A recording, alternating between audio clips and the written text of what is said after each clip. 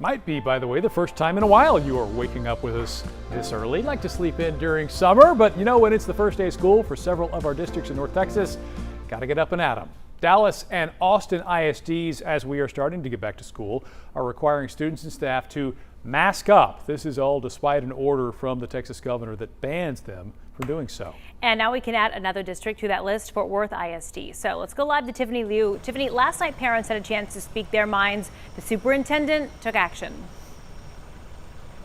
Yeah, absolutely. A lot of parents spoke up yesterday saying that they want masks for their students once they start school on Monday, and Fort Worth ISD is doing exactly that. That mask mandate starts on Monday morning when kids go back to class. They are joining Dallas and Austin ISD in this fight against COVID-19. Now, yesterday, Superintendent Dr. Kent Scribner said he got a letter from more than 100 pediatricians from Cook Children's Hospital. That letter talked about their concerns of what the school year would be like without masks. Now, remember, this goes against Governor Greg Abbott's order banning mask mandates, but the superintendent said at this point, masks are necessary for the health of his students and staff as they go back to school on Monday. What was most compelling to me was the opinions of the professional medical field, Cook Children's Hospital and their health centers providing us with data and guidance moving forward. Now, pediatric hospitalizations in North Texas are at a record high right now, and the CDC is recommending all students to wear a mask. Now, last night, as you mentioned, dozens of parents spoke at the school board meeting demanding it. You still have an opportunity to do what's right. You have a moral obligation and the legal authority. Other districts have already led the way. The solution may not be a popular one, but it is the right one. I implore you to do what's right, to do what science demands, and require all unvaccinated individuals to wear a mask. Now, Fort Worth ISD also says they're going to be doing contact tracing. This means parents will be notified if their child comes in contact with somebody who has tested positive for COVID-19. Let's send it back to you in the studio. Okay, Tiffany, thank you for that report. As we take a look at the number of COVID patients in hospitals, it is a number that continues to climb, and we're also seeing more kids sent to the hospital as well, more than in previous surges. Doctors say it is all because of that Delta variant. I want to say good morning to our health and wellness reporter, Sonia Zad, who is here with a closer look at what exactly kids are most at risk of. Sonia. Yeah, this is a question we've been asking for a very long time, Mark. Children's hospitals across Texas, as you know, are experiencing bed shortages in ICUs. This Delta variant is largely to blame for the sharp rise in pediatric COVID patients. Dr. Michael Chang with UT Health says most of the severe cases are among teenagers who are obese, but they are still noticing an increase in otherwise healthy children, preteen or younger, even some infants requiring hospitalization.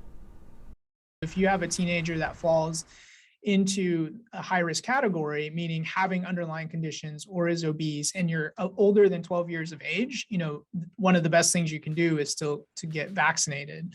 And I know school's starting soon, but the sooner you can get vaccinated, the better.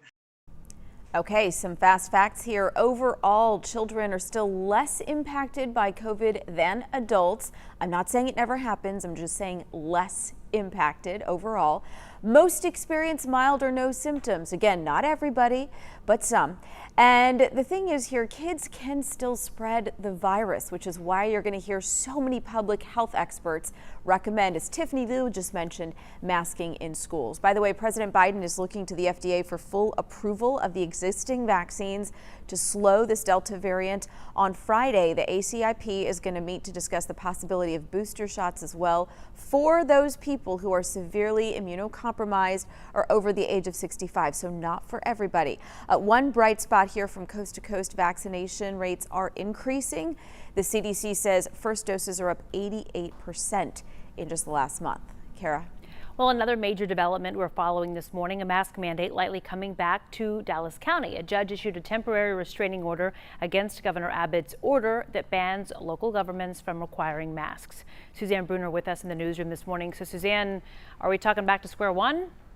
It seems like it, Kara. This is what we could expect to see today. Dallas County Judge Clay Jenkins could issue an emergency mask order sometime this morning. We're going to keep our eyes on that. But this comes after Dallas Judge Tanya Parker agreed to temporarily block Governor Greg Abbott's executive order basically banning mask mandates. And as Judge Jenkins takes matters into his own hands, some concerned parents are joining in on the fight. We're talking parents of 12 children in Dallas County who have filed a lawsuit Monday against Governor Greg Abbott, asking a court to rule on his ban on mask mandates. So they're urging that districts regain the power to enact mask requirements so students can learn in person again and feel safe in the classroom. Some connected to this suit have learning disabilities and have faced challenges with virtual learning.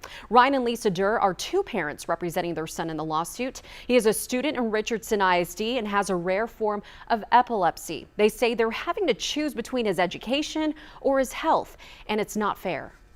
You can't care about just some of the kids. You either care about all of them or none of them. Meanwhile, Governor Greg Abbott's office sent us this statement saying that the time for mask mandates is over. Now is the time for personal responsibility. Parents and guardians have the right to decide whether their child will wear a mask or not, just as with any other decision in their child's life. Now, something that we've been seeing this week here, this is happening in San Antonio. A judge there ruled in favor of temporarily blocking the mask mandate. And then Harris County could be next. So we're going to keep our eyes on that as well. But meanwhile, we're waiting on the governor to respond to what we're seeing here on the local level.